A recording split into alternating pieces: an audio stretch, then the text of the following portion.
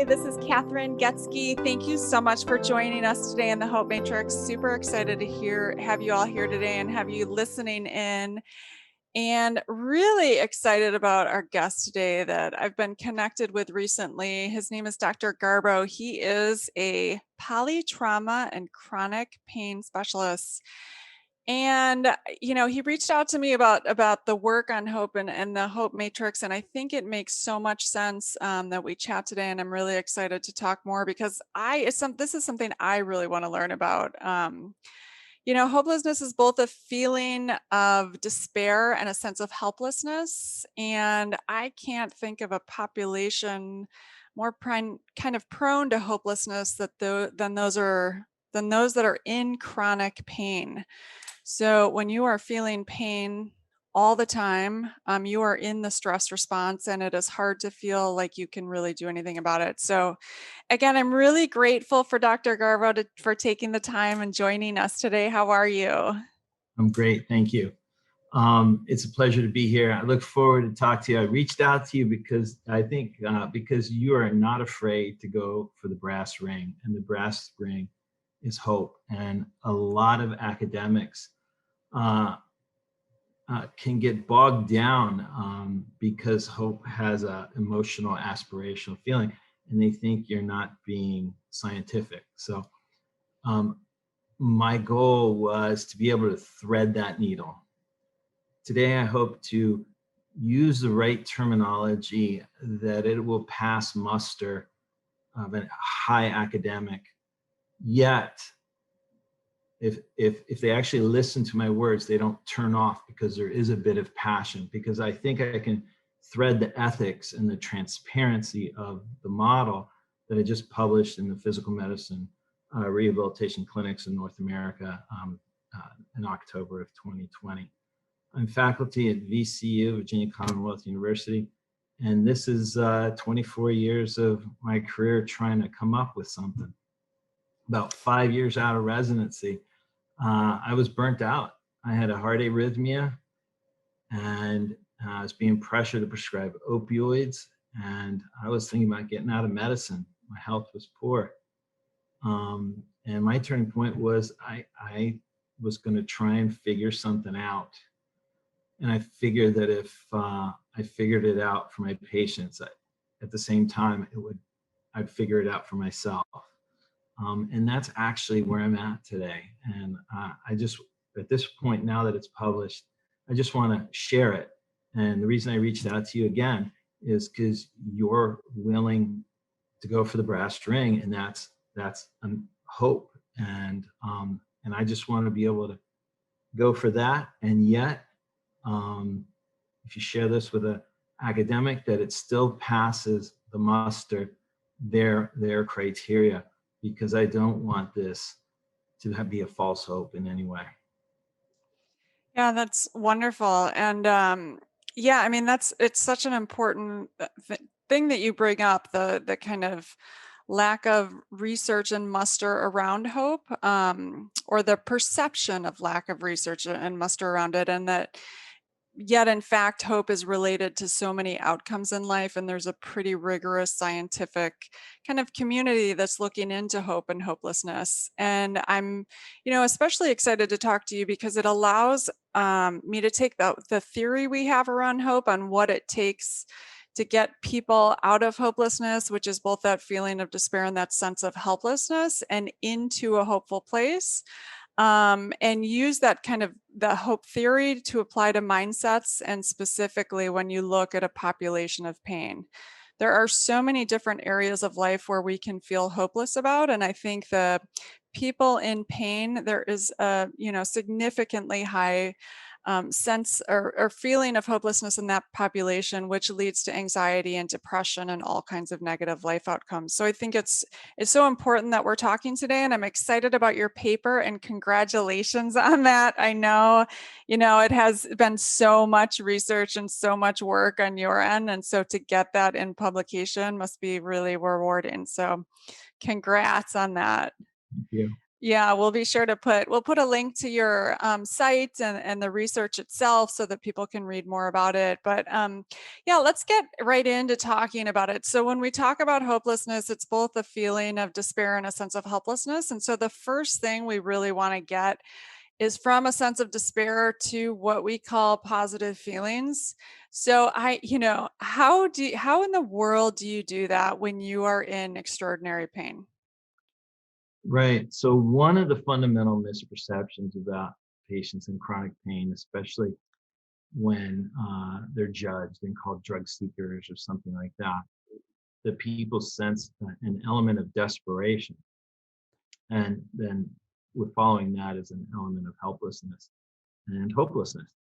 And you'll see a lot I talk about is the placebo literature. I'll break that down a little bit, but a lot of it is also the mindfulness literature. And so I'm very, very disciplined about always looking at past, future, and present, and always dissecting.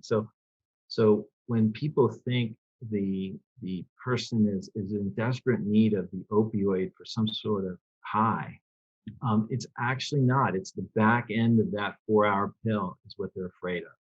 And if you attach them to a pill that lasts for 4 hours, they're already counting how many pills they have if you're going to be available. So it's actually the fear of future pain. And I separate out past pain, the fear of future pain, and the literature is clear.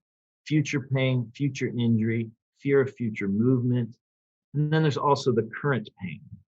And so we're very diligent about how we address current pain and the fear of future pain, future injury, future disability, future financial problems. And your current situation, whether it's current loneliness and fear of future loneliness, it, the feeling you have currently is valid and true and needs to be accepted as reality, and quite frankly sucks. So that has to be acknowledged. It has to be heard. You can't judge them as a drug seeker. You have to hear, and we wait for fear words. I'm afraid of, I'm worried about, I'm worried I can't trust you, that sort of thing. And you got to acknowledge the now. But that fear of future that you call the stress response, I'll use persistent sympathetic activation. That's the fight or flight response, nonstop. That is very energy sapping and deteriorating and causes fatigue and reduces your ability to cope. And then that fatigue leads to helplessness. So we have a study coming out now that shows that very specific breathing techniques can uncouple that persistent sympathetic activation. So the terminology I use is you can learn this skill, and this skill is now in our paper in veterans being shown that it can, I use the words defuel because I never want to promise something I can't. So it does not extinguish that fire, but it will defuel the fear of future pain, future injury. And so if you learn this skill, and you trust me that I'm listening to you and I am doing what I can for your current pain and developing a plan for your future pain. And it's on you, this is a partnership. It's on you to learn this skill, how to defuel future fears or defuel previous experience that are triggered. So you cannot control the future and the past, but you can defuel those fears that are triggered. And so we accept current pain sucks. I'm going to help you with X, Y, and Z for the current pain. I have to explain it in enough depth and with enough clarity that you understand that there is a method to this madness. So I always say hope is a process. The opioid crisis was fueled by marketing that opioids would obliterate pain. And it was supported by interventional pain management with a model that we're going to hunt for your pain generator, and it would be with a needle or a knife or an electrode or a probe. Trust me, I'm going to find it. And the two combined create a passiveness. Okay, here's the pill and here's the expert, but there's no process. So the process that I've outlined is the process of modulating this fight or flight neurological problem, the fight or flight response and the opposing parasympathetic response, and how to rehabilitate, how to measure that depletion with wearables and wearable technology, which we are witnessing an explosion right now in telehealth and wearable technology. So we'll be able to, in my clinic, we teach people how to measure this fatigue and this deterioration. And then you start to understand that the worrying about the future that you can't control, but hopefully there's a process and a person helping me. And I've learned this skill. And so in the paper, I propose that fear ruminations are the fuel to what you call the stress response, what I call persistent sympathetic activation. Fear ruminations are the fuel. The opposite of that is trust. And then I say there are 3 types of trust, and there's 3 views, right? Going back to English class, write me a paper about your view. Now try and write it from my perspective. Now try and write it from a scientist's perspective, from above, objective. So there are 3 views. So I like to say you have to trust in yourself, you have to trust in others, and you have to trust in something bigger. And in this situation, I'm going to get you to trust that you can defuel future fears, clear your head, break free from this emotional, and then get to the higher parts of your brain, and now you can make clearer decisions. That's the trust in yourself. The trust in me, your partner in this road, I have to hear you, number one. I can't judge you. I have to explain things and investigate things to a level that you're convinced that we have a treatment model. And then the third is something bigger, and that I call is autonomic rehabilitation. Rehabilitation of these 2 levers, the fight or flight. And so then what is hope? To me, it's trust in the future. So if you have trust in those 3 things, that there's a process, and what I promise is health trajectory change. I never promise cures, right? The body goes wrong many different ways. But if you're stuck, and that's the terms we use, if you're stuck in that persistent sympathetic activation, possibly due to fear rumination, due to traumas, 30-40% of all women with chronic pain, they have had some sort of childhood trauma. And the veterans have it as adults. And this creates this unusual situation where people view these people as high energy because they're always amped up. But if you ask them, these testing I do with the breathing, are you exhausted? They say, yeah, I'm exhausted all the time. So it's this unusual dichotomy of always having powerful energy inefficient hyperarousal but also fatigue. So if I convince you of all this fatigue with the wearable devices and teach you that you can become more efficient with the breathing techniques, and you change something on a screen with some biofeedback tools, and you feel better, and it makes sense, now you're starting to have some elements of hope that you're going to be able to break free with your thinking, which will change your body. Now I'm pretty rambling. I'm going to take a breath. No, yeah, I mean, I love all of that so much. And that honestly, that's like our hope curriculum. That's so much of our hope curriculum, really, in a nutshell. But when you think about it too, I mean, physical and mental pain, the Hope curriculum was created out of, more of the mental pain than anything, but a lot, we teach kids a lot on the rumination and the worry and the necessity of extreme presence. And it sounds, like that's what you're doing. And when you're in massive pain, it's so hard to get there. And you've done such a great job of teaching um, your patients how to do that in clinic, I think. And what you bring up about is something I never really thought about with chronic pain, but the future worry about the pain and the medication wearing it off and like what's going to happen then. So yeah, dealing with all of that. That's great. I love how you kind of So, frame that. so, and the terminology that I'm in Virginia, and if, you're in another state working with a physician, the terminology that I'm proposing is to help bend things too, because we're doing a lot of things in the medical world that we should improve upon. And so I want to change the silos. Right now, um, you know, there's alternative or complementary or integrative, and then there's standard medical, and then there's Eastern, and there's Western. Baloney.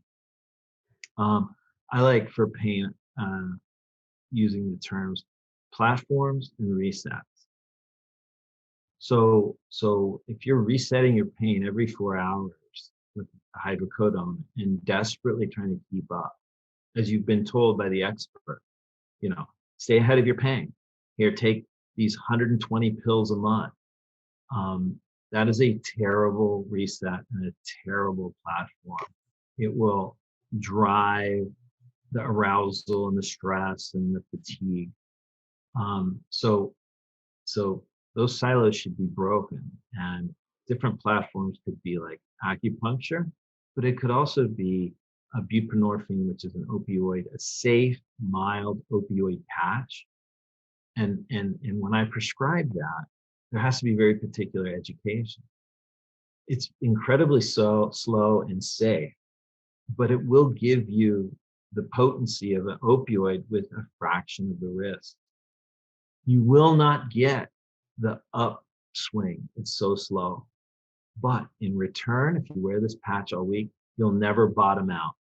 So you can have the confidence of reducing your future pain, fear.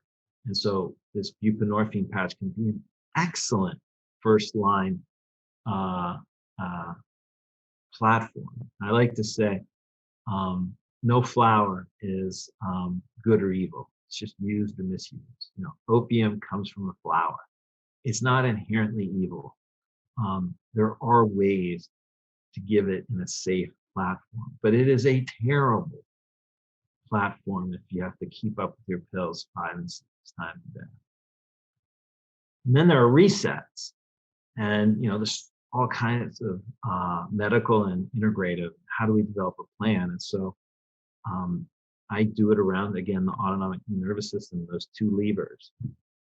And one of the things you want to do is activate the brake, the parasympathetic lever. And there are many different ways. And I think breathing is the best way, because that's something you always have with you. If you learn the skill, you always have it with you. There are many others. There's float tanks, there's massages, there's many ways to engage that braking system. But you still need to withdraw the sympathetic system, that gasping. And I think it needs to be done in order. So I'm going to give you a platform. Here, this is what your problem is, okay?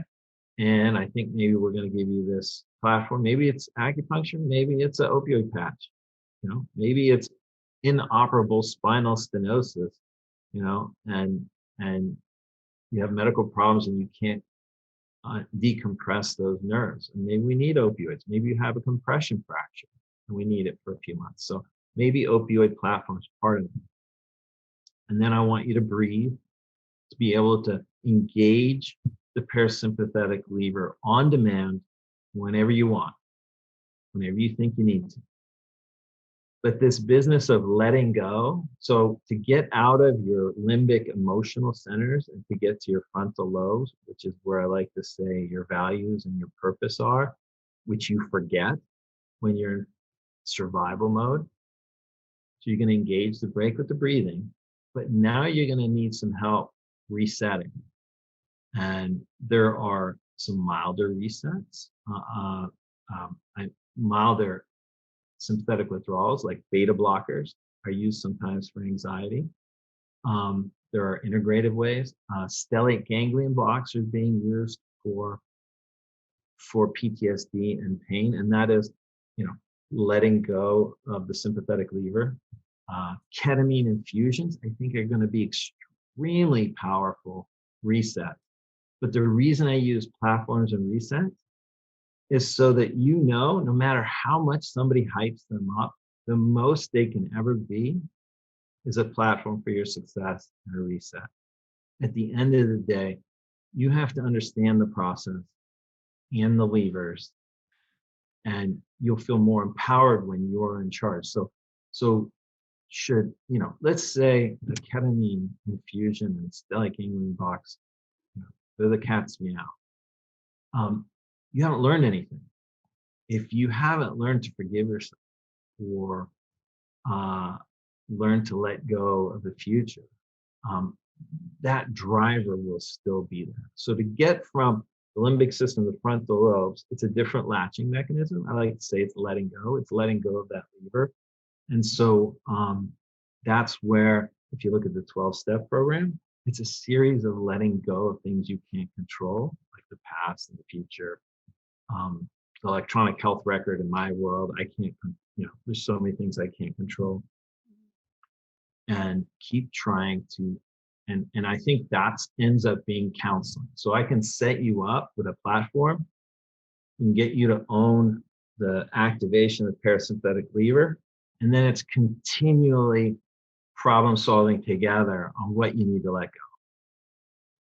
What forgiveness is a form of letting go, acceptance is a form of letting go, future, all kinds of things. Letting go of the fear of future loneliness. Current loneliness sucks. The fear of future loneliness, we're going to have to defuel that and let that go as best as we can. Yeah, we call those, like, a lot of that we call our happiness or our happy habits with our young kids. So to kind of stay in the frontal lobe, a lot of those exercises, and then we talk to them about, getting out of, we call it lower and upper brain, Mhm. just to kind of simplify it for them. But Yeah. stress skills for young kids. I love that you bring up the stellate ganglion block. I know Dr. Lipov, I don't know if you know, out of Chicago. He's done a lot, and I've seen patients get it. I actually got one once, just to see the experience. So yeah, it's really interesting what they're doing in just kind of the medical field as it relates to pain. And like you say, you can't just take medications, which is in mental health. I think what happens often, we take a lot of drugs to feel better in the moment, but then we don't do the work to get kind of the long-term sustainability and to kind of change that level. So I like how you bring that up. I wanted to just ask you a little bit more. We also have a joint love for HRV, and this is Right. I'm so excited about heart rate variability, just from a mental health perspective, because there are so few measures when we look at stress response. You can look at cortisol and saliva, but it's not a very immediate measure. And so we had a great conversation. So can you just talk a little bit more about HRV, how it relates to stress and what you're doing in your clinic? Sure. Sure.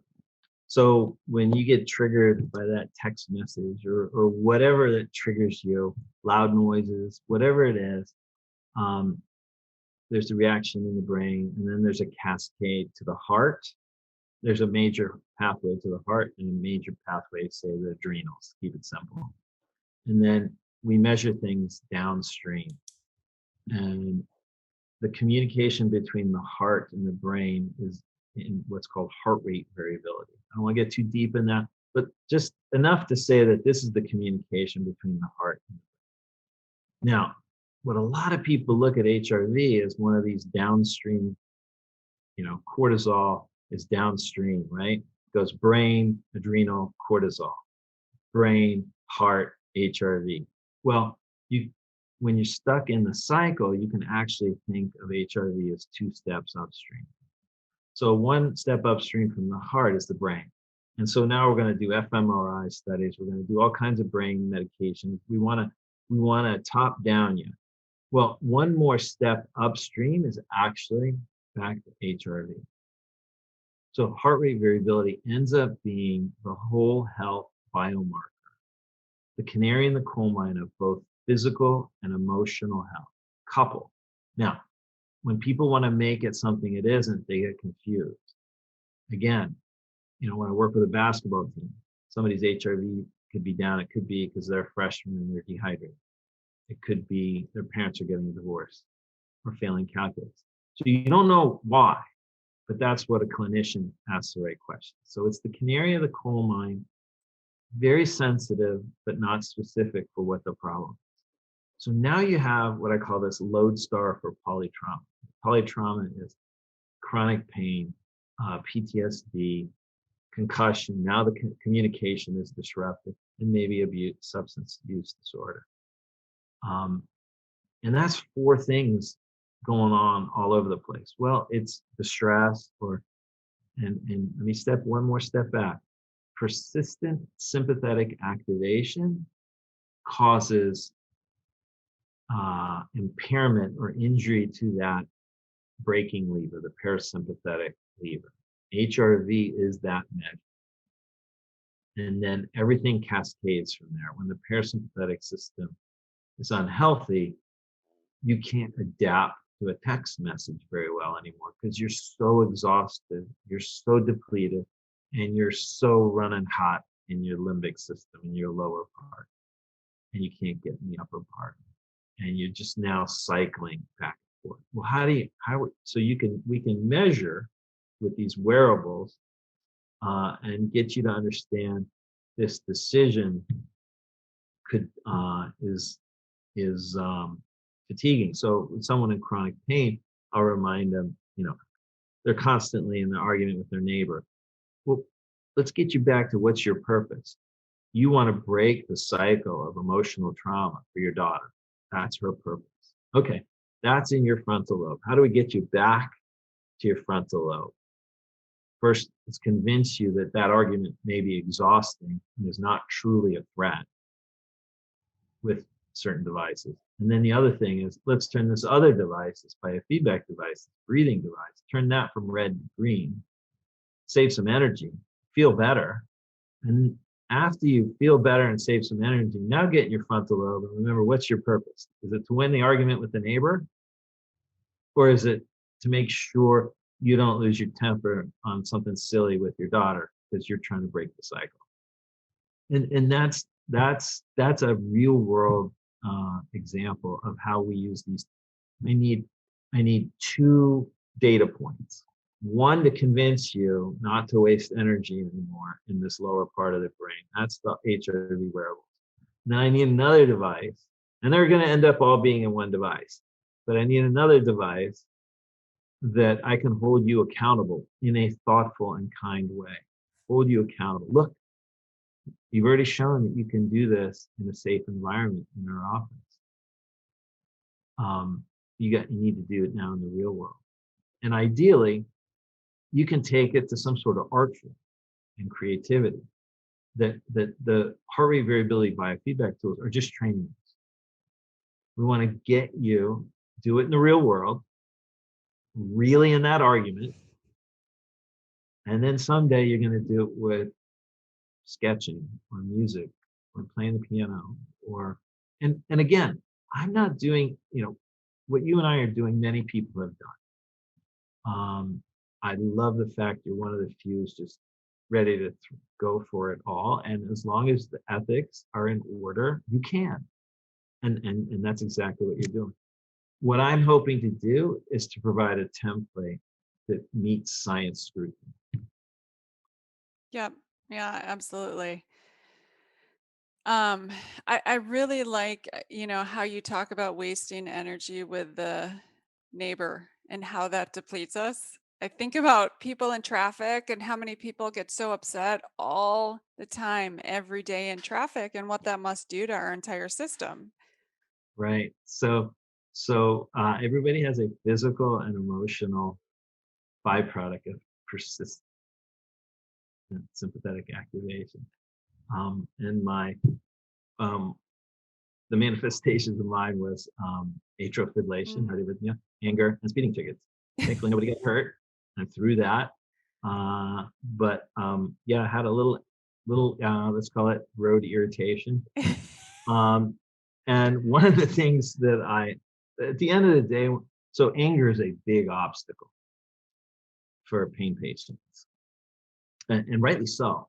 They've been abused by the health system, and people direct their hope to their newest fancy procedure that's unproven, that's expensive, and now we have regenerative medicine, which is a beautiful story, but it's just not proven. Um, so they're afraid because they don't trust any of the experts. Um, anyway, so I will say we got to get past the anger, but you know, uh, I'm going to use some stereotypes now, if you forgive me. Yeah. The crying, vulnerable woman with fibromyalgia is possibly a step ahead of the angry, potentially abusive man. That they're one step ahead in transformation because they're owning this. Anger is a let's think about what anger is. It's adrenaline, power. When the adrenals are healthy, cortisol is a sense of well-being. So when you're out of control, you want to feel powerful with a sense of well-being. And anger works. And anger works for a while. And then what happens is you get depleted. The adrenals are not as effective. And so now you're just powerful without feeling well. And you're further going down that burnout pathway. Um, so so at the end of the day, so I'm a health expert, and what heart rate variability allows me to do is to always relate this back to energy utilization. So the first law of emotion in my paper is energy is finite. First law of physics is the law of conservation of energy. You can't make or destroy. There's only so much energy. So energy is finite. And at the end of the day, anger is very powerful if you're walking in the dark and there's someone in the bushes and you're truly under threat, it is there for you to be powerful, to run or fight. And then that's what it's there for. But text messages aren't that. Watching aggressive television late at night is not that, but your brain doesn't know the difference. So anger is a choice because you don't want to feel vulnerable. You want to feel powerful. But it's an exhausting choice if you're not using it for true threat. So at the end of the day, I'm going to, in various ways, whether it's with devices or a conversation, I'm going to try and convince you that it's a waste of energy. I'm not going to judge you right or wrong. It's just a waste of energy. What good is it doing you to send 5 more texts because you want to make this point correctly? Let's get you back to what your purpose is. What's your purpose? Is your purpose to win the texting argument? Um, Yeah, no, and I think that's a great point. I mean, we teach the kids it's important to feel all of these. And I mean, I think anger serves a purpose in that it informs us that someone maybe crossed a boundary or we're not comfortable with something. But when we come into challenges, when we act out on that anger, Thank you for against. pointing that out. I always got Yeah. to remember this. Again, your anger in the moment is potentially very appropriate and you should not ignore it. It should be validated. It is real. You should be aware.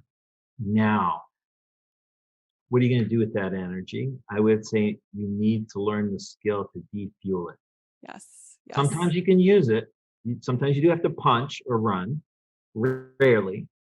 Um, but defueling is that skill. Yeah. And so the critical point for therapists and things like that or people counseling, The thing now this is where it creates a little controversy, potential controversy about anger is I never validate your justification of future anger. I validate your present anger. But if to keep that robust anger, you're going to have to keep watching particular news channel or surround yourself with particular people or keep finding data points that this doctor is evil or this or the other. You have to search with a tremendous amount of energy, keep propping up. And self-righteousness is a term I use. It's selfish. And Ego. self-righteousness, you should be aware that you're trying to justify anger. Okay. So here's a perfect example of my life. Was I right that the fifth vital sign was dangerous? Absolutely, I was right. It's gone 10 years later, proven it was dangerous. Absolutely was right. But it was a gigantic waste of energy for me to be angry all the time and cause a heart arrhythmia. So, Right. so what I can now articulate without is that it was wrong. I cannot feel as threatened by it. When somebody's pressuring me to write something that I think is dangerous, I can deal with it without getting too amped up. So I can be right without being righteous.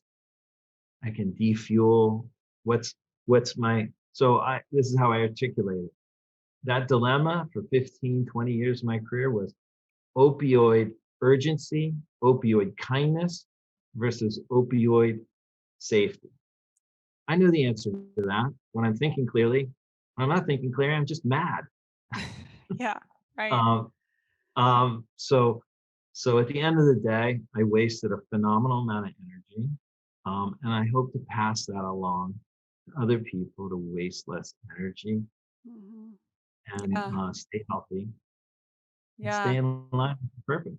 Yeah, absolutely. Yeah, I think purpose is so important. I mean, so many times too, for me personally, I want to solve every problem in the world and I get all this energy towards all these different things happening. And is that really my purpose? Can I really solve and do I really need to? So it's really important to stay kind of grounded in kind of why we're here and what we're supposed to be doing and getting clarity on that. And the blue zone data is clear that the people who live a life of purpose are healthier, happier, and they even actually end up moving more than people moving physically. Right. That linkage, there's a linkage between health, movement, and purpose. Interesting. Yeah. One of the last things I just want to talk about is we talk in Hope about the importance of network. And I think for those experiencing chronic pain or even those that have loved ones that are in chronic pain, how can they create a network and what, kind of resources are, online support groups I know are great. Do you have any suggestions for them going to doctors, like getting third or fourth opinions, or kind of how to, um, Just pay attention where the hope is placed. Um, uh, it, your radar should go up if it's going to be in the needle in their hand, in the white coat they're wearing, or the ivory tower they're standing in. Um, I believe hope is a process. They should have a methodology. How are we going to weave our way through this? And ask questions. And you when I find people are stuck, even when I deal with high-end athletes, again, you have to they've lost something, trust in themselves, others, uh, and something bigger or the process. And so if you're not being I tell the residents I train that you're never going to gain their trust. They have to be heard. Their fear word has to be heard. You have to get past the anger and hear the fear word. And so you have to be vulnerable enough to say what you're afraid of. And if they're not hearing you, that might not be the right place. Um, and you need all three. You have to believe in the process. You're going to have to trust. When somebody is asking me a question about another doctor in a field I don't know, my first question is do you trust them? Mm. Okay, and why do you trust them? Okay, well, those sound fair. Then trust them. If they Yeah. don't trust them, then don't. Right. Um, so let's tease out where your trust problems are, because that's the opposite of fear. And Yeah, I also never trust doctors that say they know all the answers, because we're the field of science is by nature learning and discovering and using, kind of objective analysis to uncover new truths. And I think that's really, we often forget that we place scientists in this realm of perfection, and that's just not the reality. And so understand that it's a process for physicians as well. yep, yep, and what I like to try and keep, realistic hope is that I'm putting this out there to the masses of individuals. So hopefully it's incorporated in primary care. But if there are, some people who have the means, I I believe I can promise health trajectory change, the direction of your persistent sympathetic activation that's causing helplessness and deterioration of health. That I'm in Williamsburg, Virginia. It's a resort community, and sometimes I'll, prior to COVID, probably be able to, hopefully I'll be vaccinated this spring, and again start up again having people who may, if they're from out of state, they can fly in on a Friday into Richmond and come to Williamsburg and come down to my office and be seen face to face, because I only have a license in Virginia. And then they could stay the weekend in a resort at Kingsmill, and we can work one-on-one. And then after that, when they fly out, then I can do telehealth across state boundaries and guide you with the assistance maybe of a primary care doctor and so forth, and what questions to ask and what possibilities. It's useless to have ketamine resets over and over and over if you don't learn the skills to keep from getting it back. Yes, you should get the ketamine reset. Fine. Now that you reset and you're in a better place, you really have to learn some skills. So, just a sensible program, individualized, and that's what I see. It takes. Sometimes I like to say, when you come, I'd like to prescribe you 3 months of excellent sleep. Right? Imagine if I I could do that. Imagine how Yeah, you feel. I Right? know. Well, that's what you need to Yeah. repair. So I talk about health trajectory change, and where people are 6 months and 12 months could potentially be dramatic. That is amazing. That's wonderful. Um, yeah, this has been really incredible, and so great to connect with you on this. And yeah, I did. Do you have any final thoughts you wanted to get out there to anyone Um, listening? And yeah, yeah, the only social media I do is LinkedIn, so you can reach out through LinkedIn, or the other resources that we'll give to you. yeah, perfect. We'll put your website on there as well. What is your website? It's anshealth.co, but we can Okay. just use an email. It's good enough. Perfect. Yeah, we'll throw that up. Well, thank you so much. And yeah, to all of you out there that are listening that happen to be in chronic pain, much love to you. And yeah, breathing, I think we cannot underestimate the power of the breath in It's getting us skill. through. It's Yeah, skill, and it's durable, and it's science-based, and but it's still only breathing. yeah, It won't it absolutely. won't it won't it won't reverse your spinal stenosis. No. So we need a team-oriented approach and a Yeah. process. Yep, absolutely.